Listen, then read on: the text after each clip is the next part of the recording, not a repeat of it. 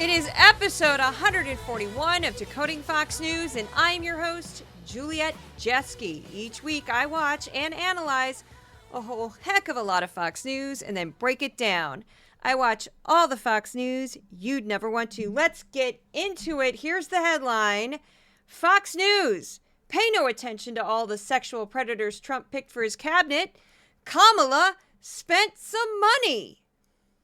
All along during the campaign trail, when Trump was asked about Project 2025, and what do you think about this? And what do you think? He kept saying, I don't know anything about it. It's not me. That's not my campaign.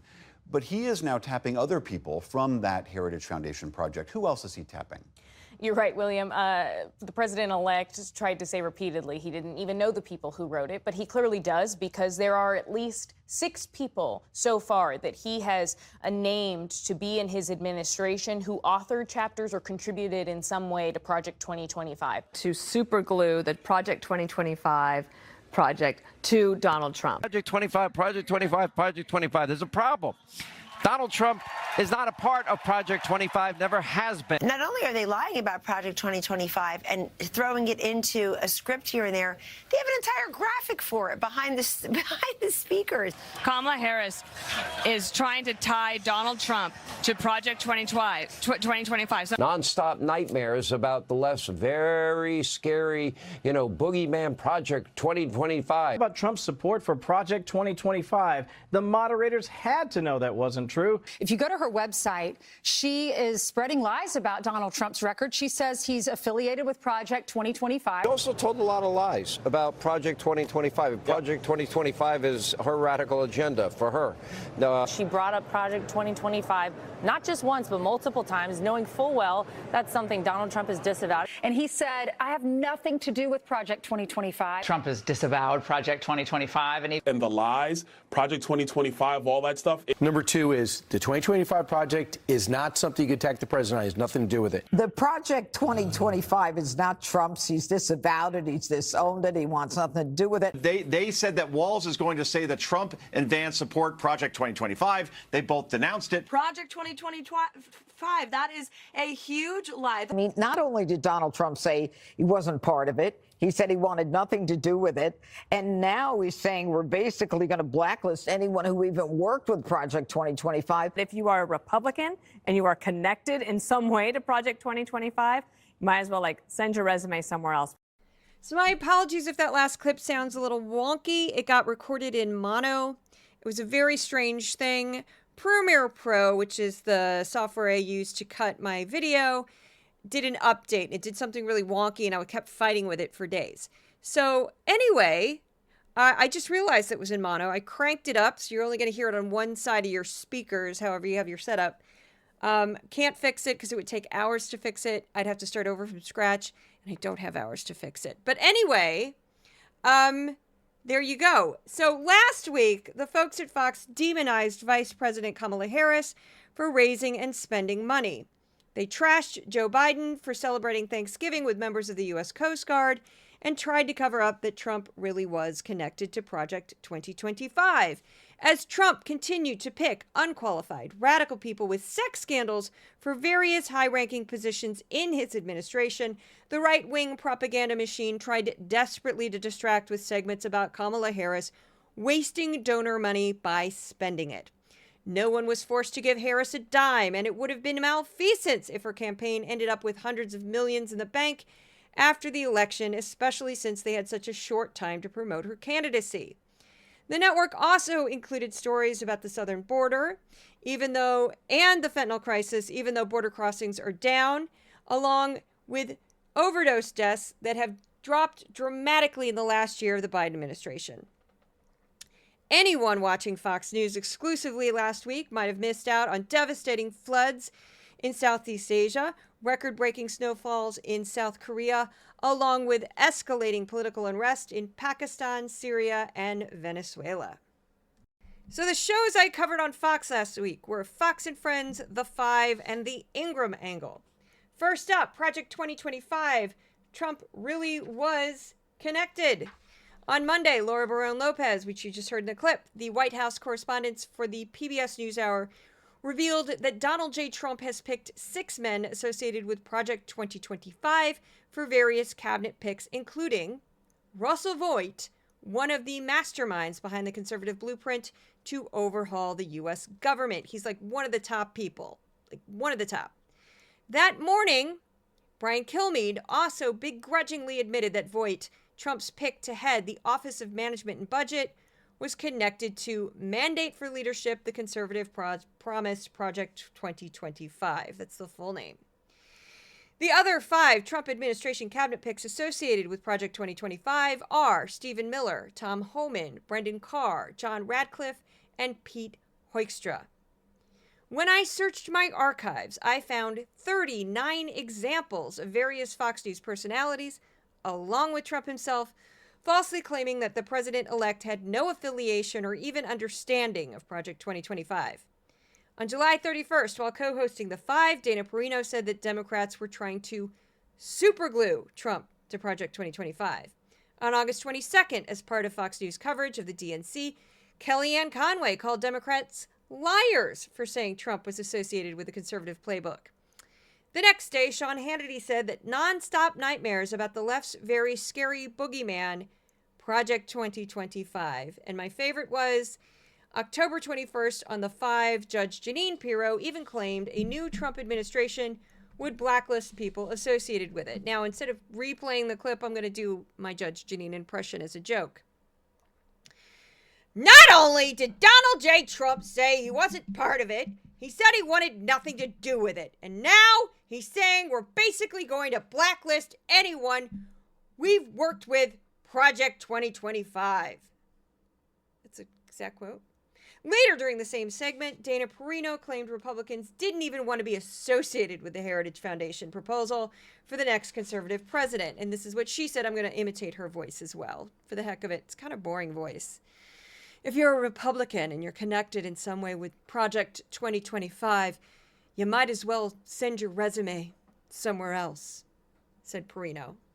So in my research, I found that over 75% of the authors and over 50% of the contributors of Project 2025 had worked with Donald J. Trump either in his campaign or first administration.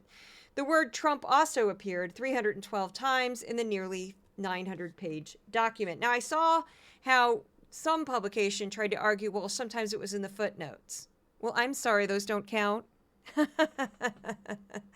They do.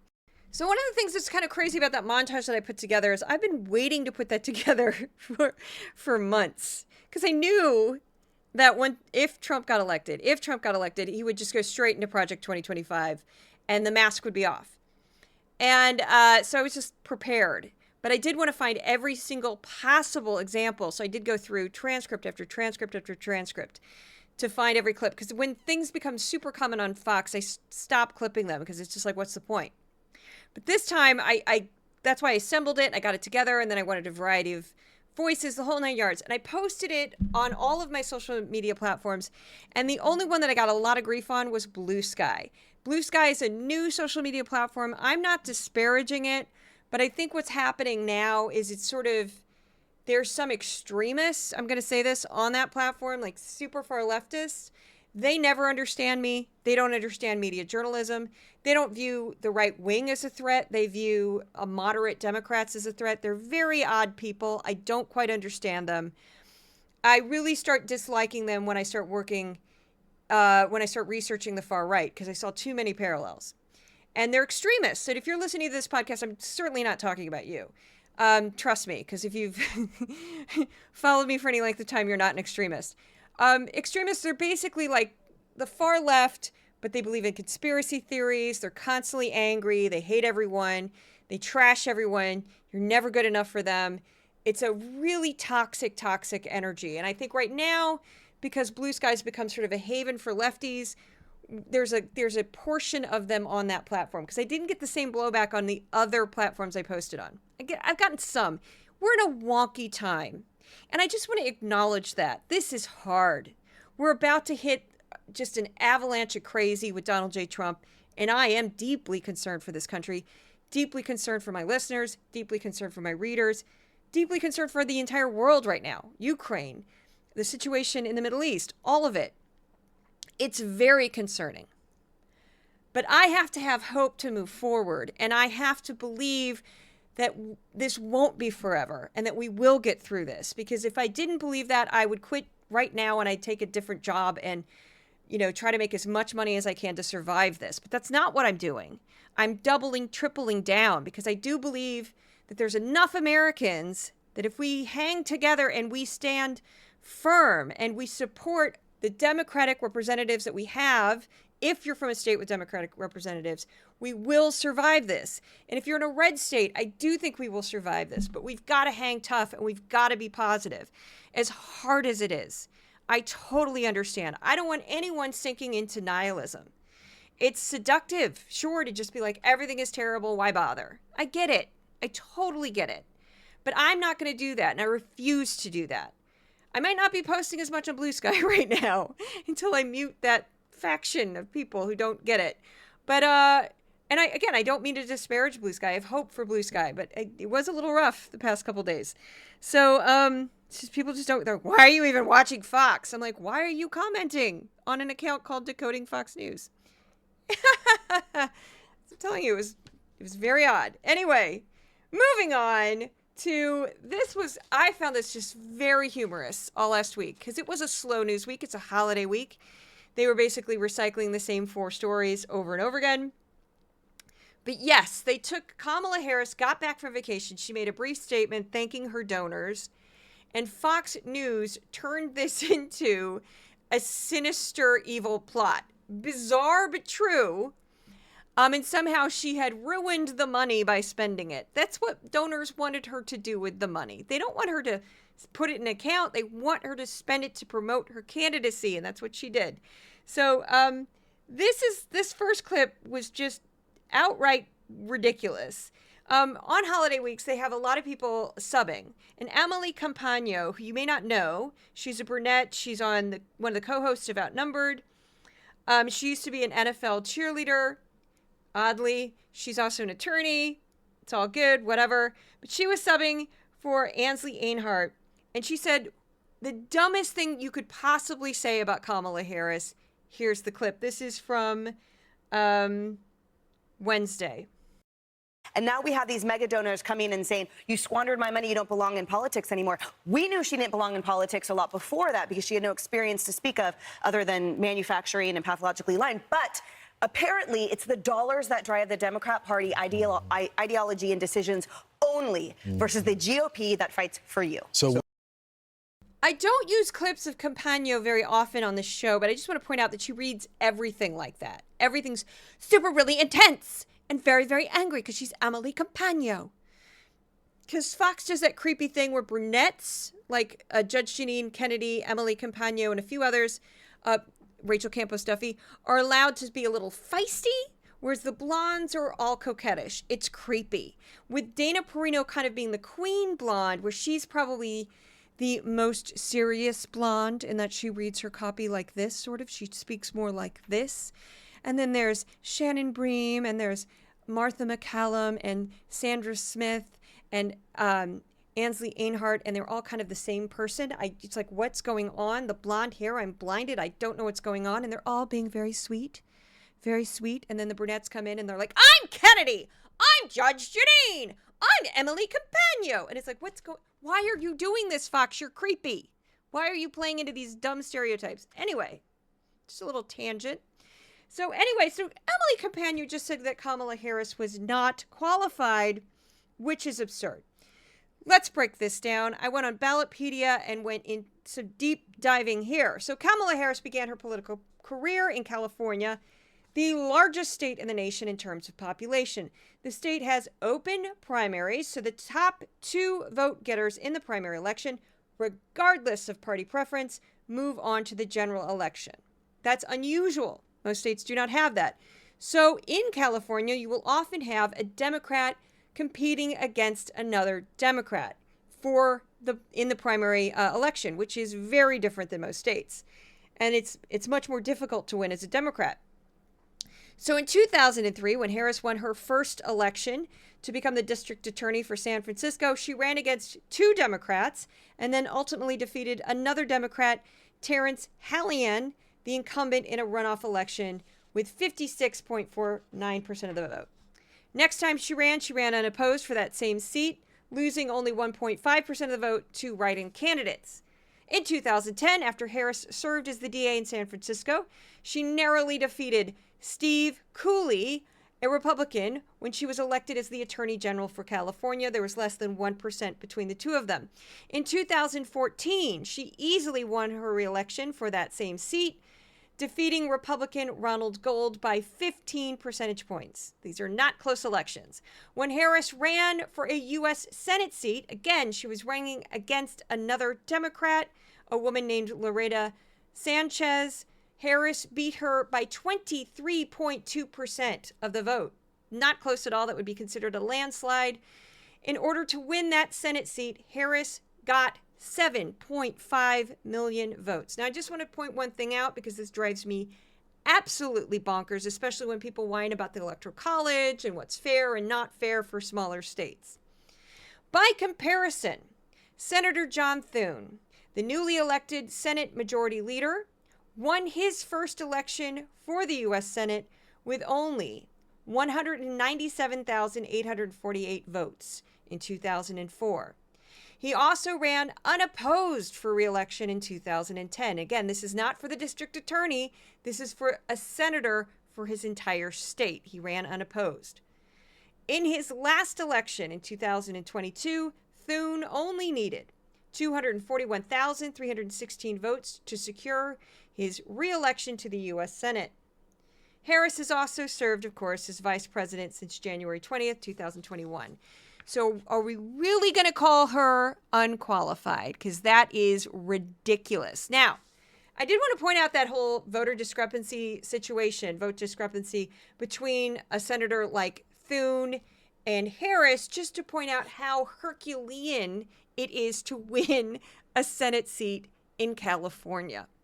Nobody handed her that Senate seat. Nobody said, hey, we like you. Here you go. You're appointed because somebody died or somebody dropped out or something happened, right? Because sometimes that happens. No, she won an election by 23 points. So give me a break. So next up, this is also some fan fiction, as it were. Oh, that's nice. I should use that. I should use that now. I just made that up, but it's true.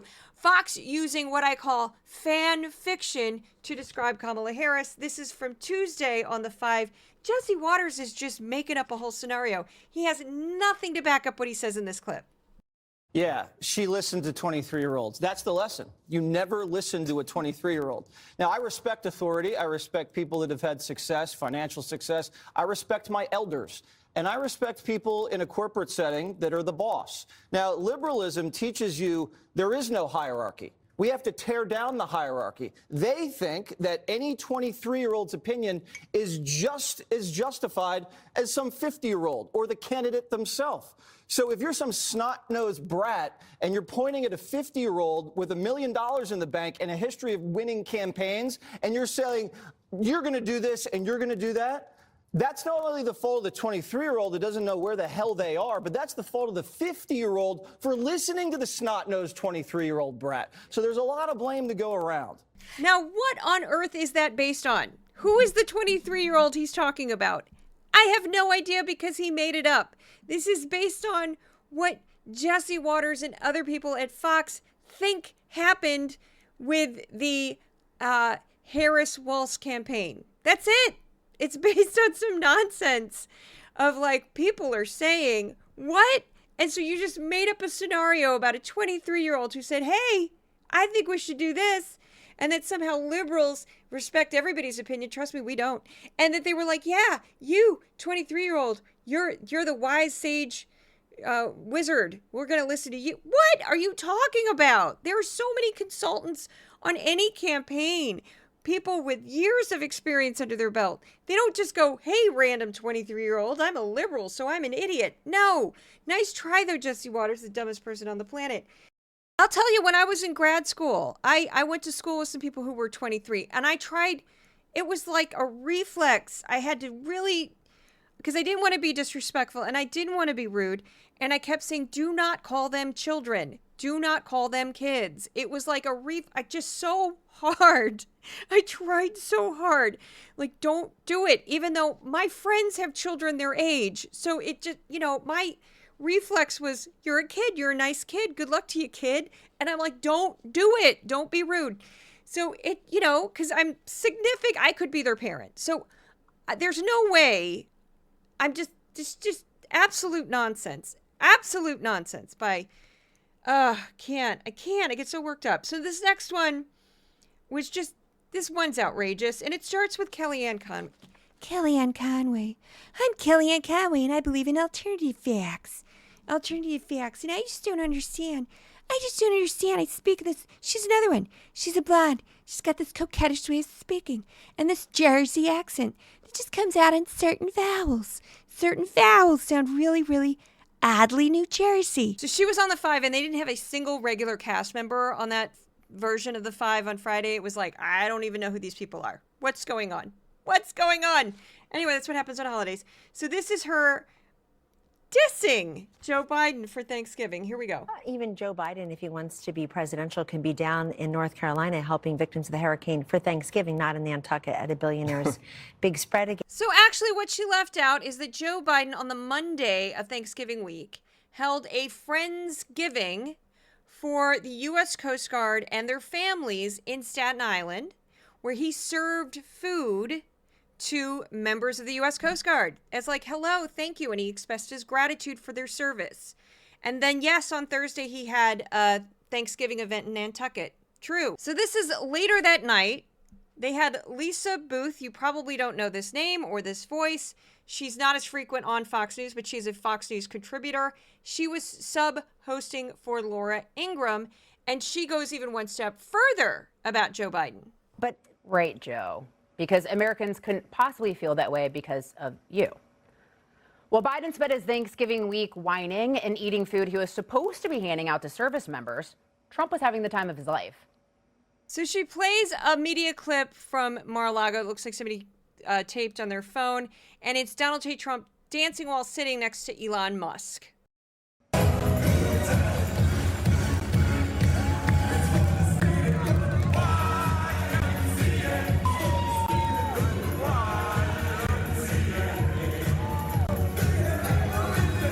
That you need to enjoy. You can hang out with all the boys. What do you think that lyric means? It's about a lot of gay sex. It's about gay sex. Lots and lots of gay sex. Lots of gay men hooking up in consensual sex with other gay men. Gay, gay, gay, gay. Anyway, and there's nothing wrong with gay. Gay's wonderful and beautiful and magical.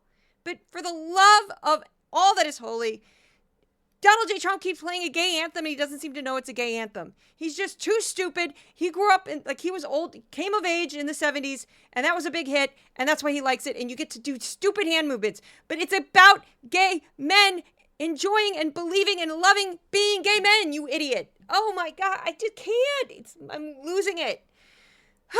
It's featured in a movie called You Can't Stop the Music that also featured Caitlyn Jenner before she transitioned, 1979. And it is super gay. It's Xanadu level of gay. And if you know the movie Xanadu, that's about as gay as you could be in the late 70s. They couldn't actually be gay, but they could imply it all over the place. And there's this great scene where they play YMCA that features a bunch of scantily clad, muscle-bound, gorgeous men with no body hair just dance. Well, some of them had body hair. It was the 70s. But they're dancing around and they're doing athletics and it's super homoerotic, but nobody's actually saying it.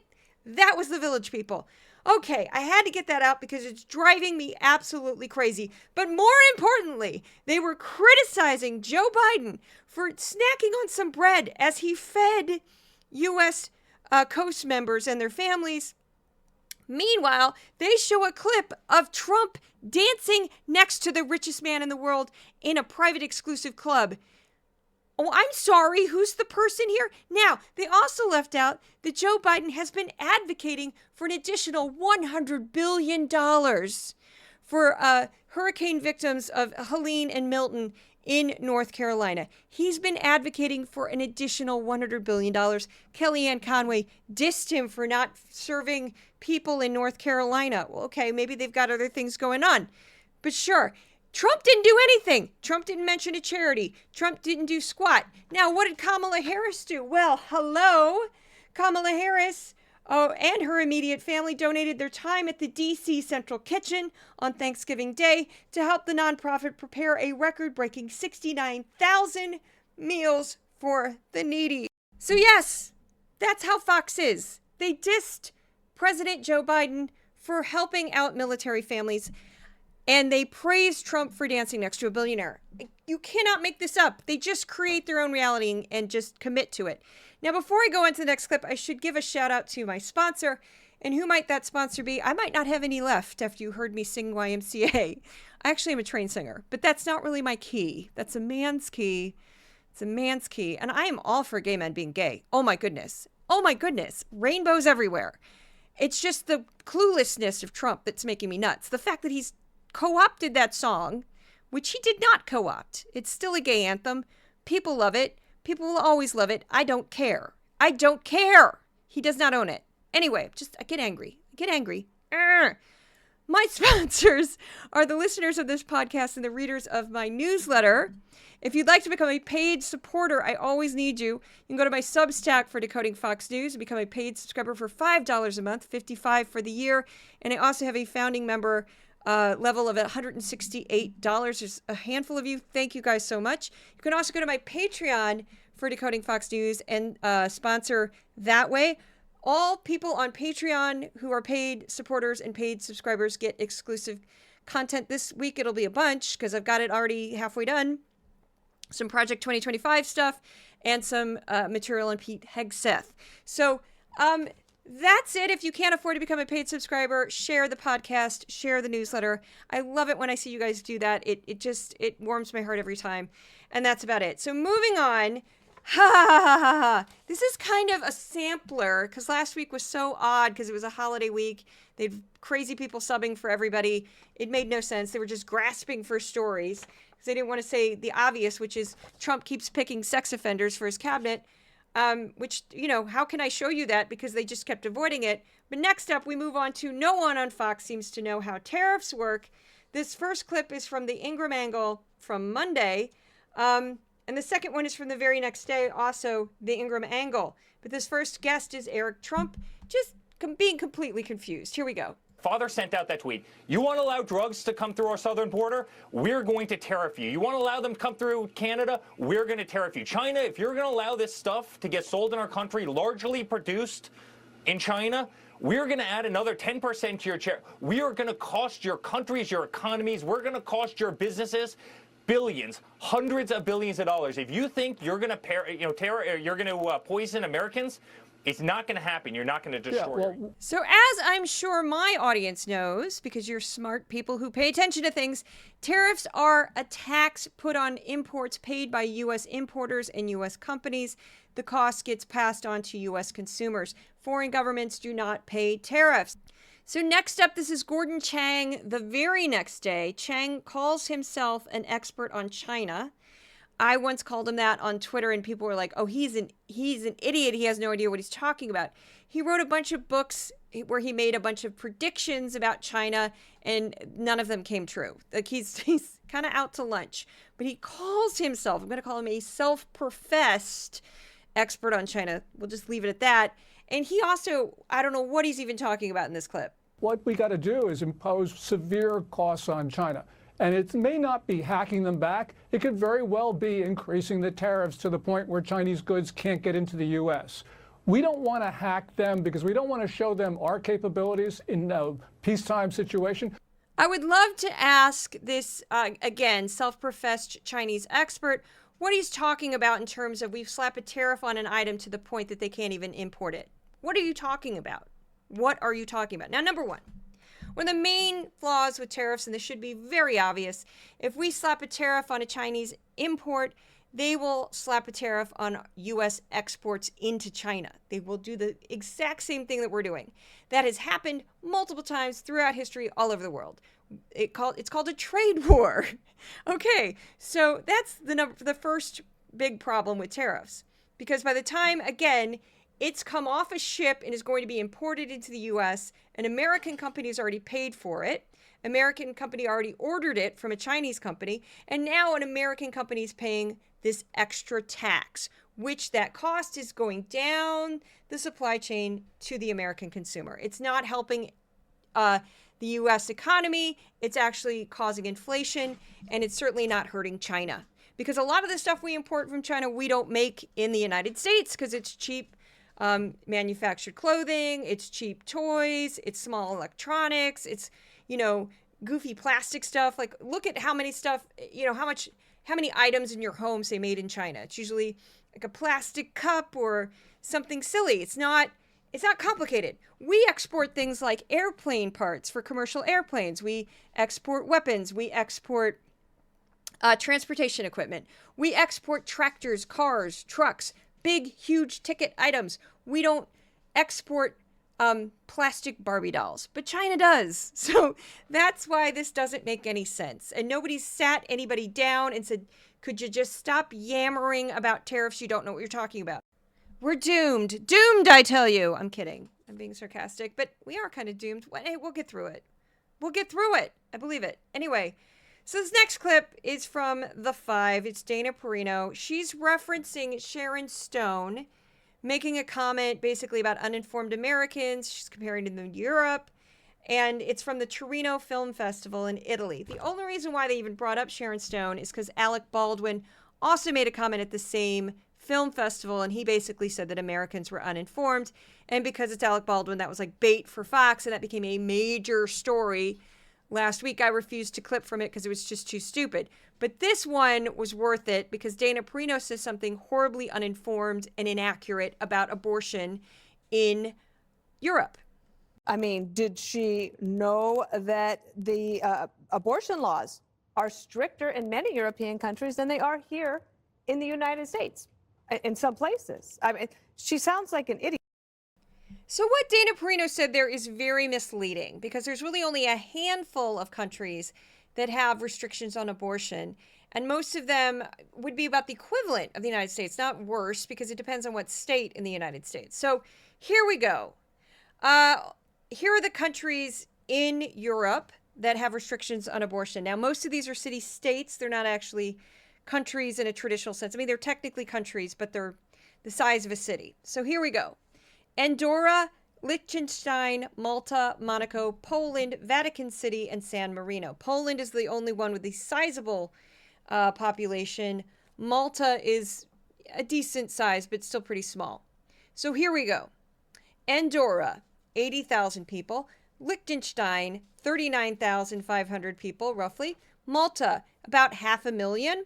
Monaco, 36,000. San Marino, 33,000. Vatican City, 764 people, and Poland at 36.6 million. So again, most of that is Poland and Malta, which would be about 37 million. Now, the total remaining population of the European Union, and this does exclude Russia and some of the countries bordering Russia that were former Eastern Bloc, would be the equivalent of about 412 million people. So those 412 million people have pretty liberal laws regarding abortion. Now, abortion restrictions in Europe vary from country to country, and it's very specific. You can find lists on this. They break it down. There's too many to break down, but it's from 12 weeks of pregnancy to 24 weeks of pregnancy, with exceptions for, and this is key, because we don't have these on our books in the United States, and that key would be fetal abnormalities and the life of the mother. Now, we have life of the mother in some states that have, even states technically in Texas, life of the mother's on the books, as is in Georgia. But because of the severity of the restrictions in the United States, that often means they won't do anything to intervene until a woman is near the point of death, which so far has resulted in the death of a few women in those states. And that sadly will just get worse and worse. Not only is Europe have this, again, fetal abnormality, that means when the fetus is not viable or is missing organs or won't live very long outside the womb, in some cases only a few hours. It's very, very dire. They allow for that exception, which, again, please find a law in Georgia or Texas that has that, because it doesn't exist.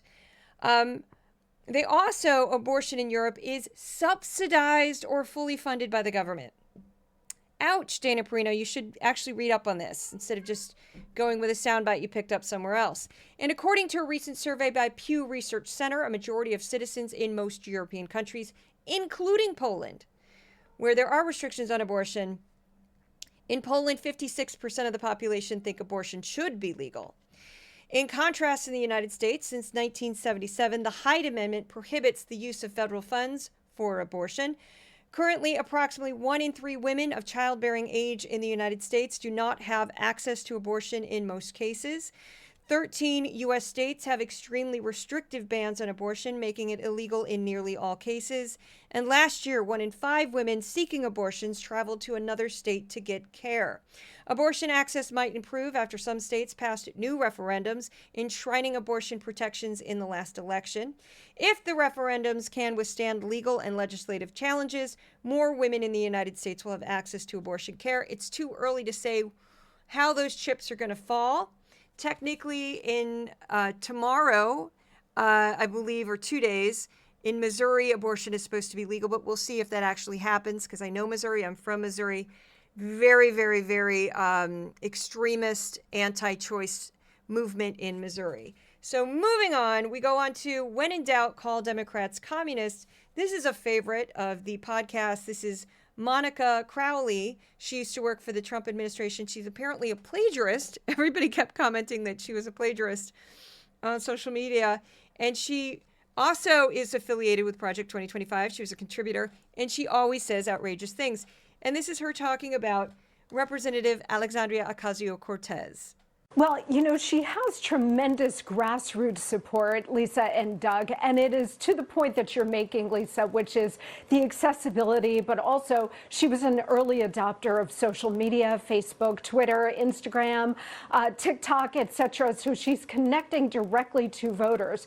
There's another really important point about her and the Democrat Party overall.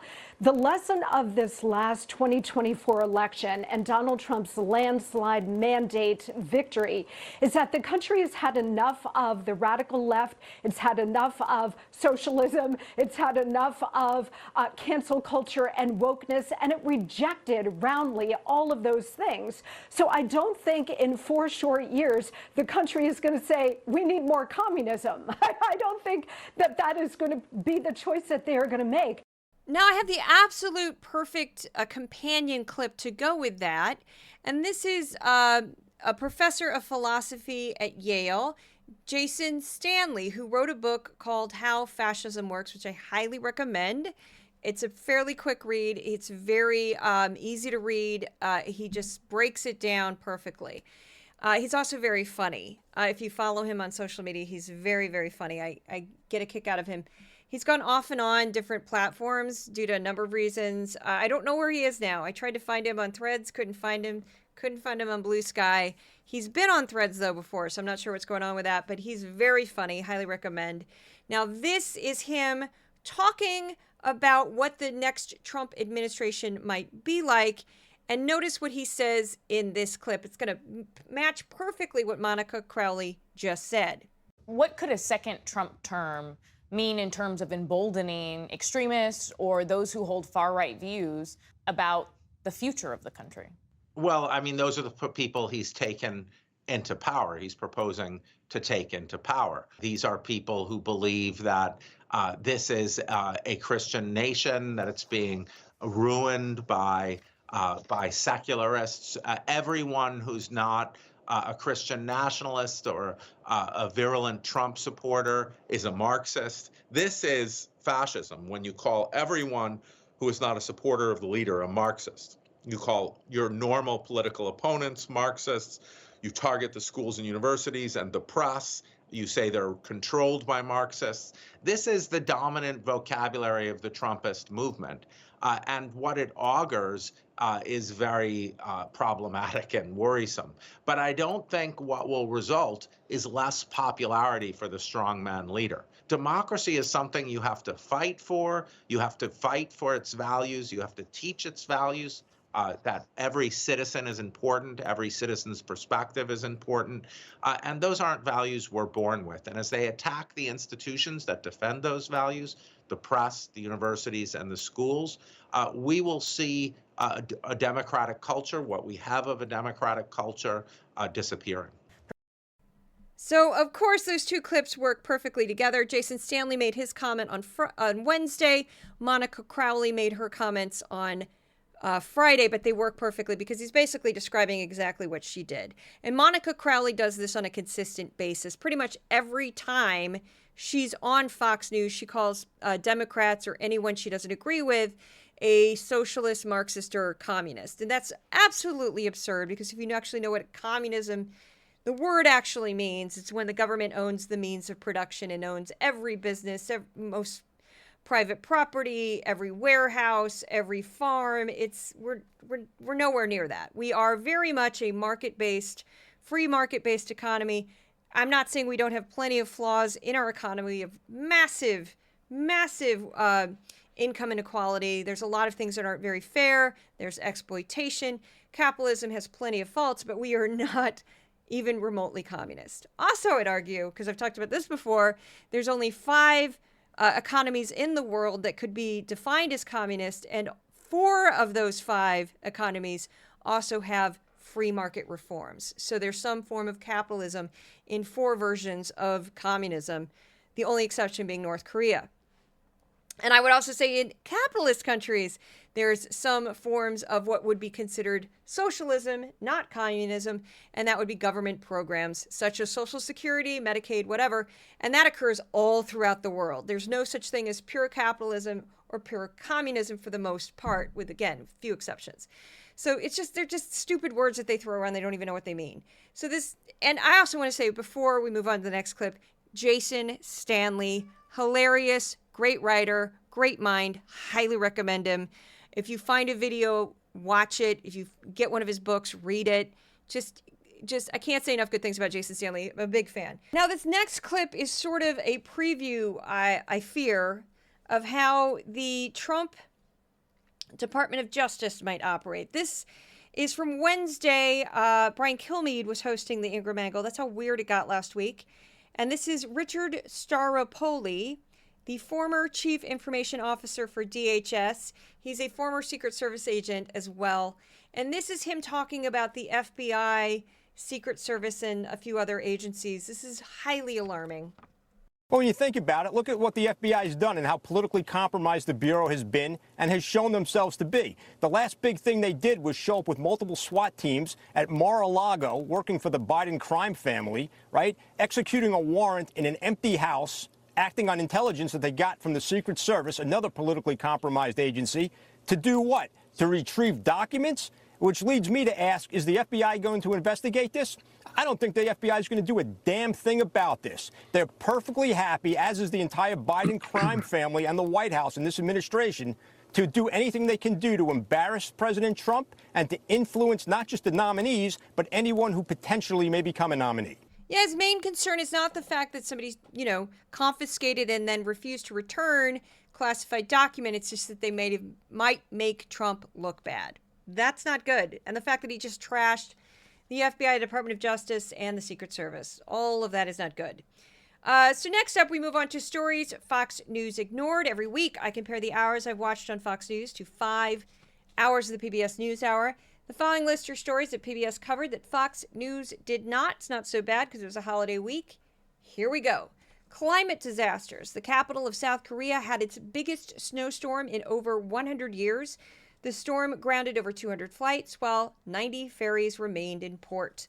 Over 90,000 people have been displaced in Malaysia and southern Thailand as heavy rains caused massive flooding.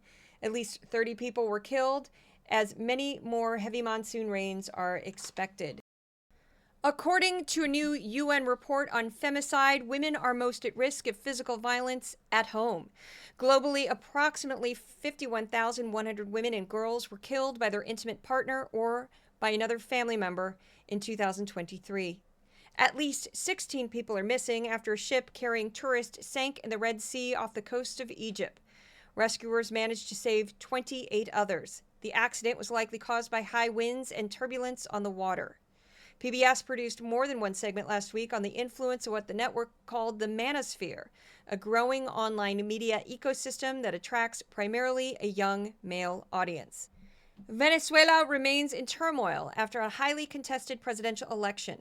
PBS interviewed Maria Corina Machado, the leader of the opposition. Other opposition figures have fled to the Argentine embassy in the capital as Venezuelan police have surrounded it, which is a violation of international law.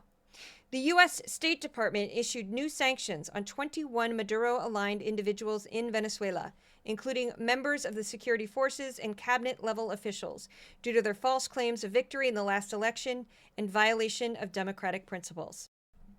In Pakistan, supporters of jailed former leader Imran Khan marched to the capital to demand his release. One protester was killed and dozens injured as police and Pakistan Army tried to suppress the protest. About 1,000 were arrested, while protesters claimed without evidence that hundreds suffered gunshot wounds at the hands of the police and army. This came days after a series of deadly clashes between Sunni and Shia Muslim factions in the country. President Biden proposed adding Medicaid and Medicare coverage for popular weight loss drugs such as Wegovy and Zepbound. PBS produced a segment about how Democrats are making a push to confirm a number of President Joe Biden's judicial nominees in the final weeks of this Congress. Ohio Governor Mike DeWine signed a bill that will ban transgender students from kindergarten through college at Ohio public and private schools from using multi-person bathrooms that fit their gender identities. Judy Woodruff produced another segment in her America at a Crossroads series that explored the growing political divide in the United States. Her latest installment broke down how psychology can help families bridge political divides during the holiday season. PBS produced a segment about a spike in incidents involving neo-Nazi marches and racist and hateful messages sent online, stoking fear for residents in several states across the country. Black, Latino, and LGBTQ+ Americans in at least 25 states have been subjected to racist text messages, telling them to report to a plantation to pick cotton. PBS returned to areas of western North Carolina that were devastated by Hurricane Helene. Although Fox News regularly criticizes the Biden administration's handling of Hurricane Helene, the network has yet to produce a similar segment, at least on the shows I've covered. PBS regularly goes back to disaster areas. Fox does not. The Syrian civil war has restarted as opposition fighters swept into Aleppo. The Syrian army said that dozens of its fighters have been killed. The Russian Air Force also carried out strikes against the opposition. 5 years after a devastating fire gutted a world icon, Paris's Notre Dame Cathedral is just days away from reopening. French President Emmanuel Macron toured the monument, and his visit provided some of the first glimpses of this extraordinary restoration. Barbara Taylor Bradford, a prolific British-American novelist known for creating strong women characters, died at the age of 91. In her lifetime, her novel sold 90 million copies, 10 of which were made into TV miniseries and films. She was so successful, her fortune was said to rival that of Queen Elizabeth II. Reverend Robert Dixon Sr., one of the last survivors of the U.S. Army's all-black regiments, died at the age of 103. The all-black cavalry and infantry regiments were nicknamed Buffalo Soldiers by Native Americans who encountered them during the nation's western expansion.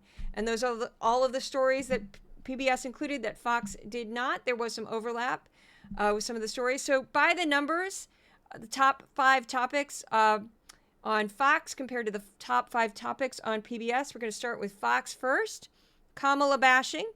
It was all about her spending money. Oh my goodness. Clutch your pearls. 14%. Border crisis. 12%. Trump worship, which is a new category I came up with post-election because they just praise him nonstop. 9%. Trump cabinet picks. 9%. That included stories about some of them being threatened online and in various ways. PBS also covered that story. Viewer mail, that was 6% because a lot of it was dedicated on Thanksgiving to viewer mail. PBS, top 5 topics. We start with artist profile. They had a lot of recycled stuff because it was of like artist profiles because it was a holiday week. Israel-Hamas war, 12%. Trump cabinet picks, 8%. Manosphere Media, 5%. And Political Divides post-election, 4%. That was a Judy Woodruff report there. Words used on Fox News for the week ending December 1st, 2024. Trump, 558. Border, 193. Biden, 125. Kamala, 104. Tariff, 80. Donors, 39. Cabinet, 33. Israel, 31. Tom Homan, 26. Economy, 25. Fentanyl, 25. Crime, 19. Inflation, 14. AOC, as in Alexandria Ocasio-Cortez. And finally, Hegseth, as in Pete Hegseth, was mentioned 3 times. And that's the podcast. I'm exhausted. The cats keep attacking me. They have been very dramatic during this recording because I was gone and they're all upset. They're all know what's going on with our world. I came back Sunday evening, but they're still not back yet. They're still a little anxious. So Odin and Thor, the podcast mascots, send their love. You can find my work on Twitter, also known as X, Blue Sky, Threads, Instagram, Facebook, TikTok, but not so much. Also, if you'd like to become a paid subscriber to Decoding Fox News, you go to my Substack for Decoding Fox News, my Patreon for Decoding Fox News, and all paid subscribers, paid supporters get exclusive content. There'll be a bunch this week, and that's about it. You can also find a version of this podcast on the Resolute Square YouTube channel, and I will see you at the next podcast. I'm exhausted. Thanks so much for listening. Resolute Square.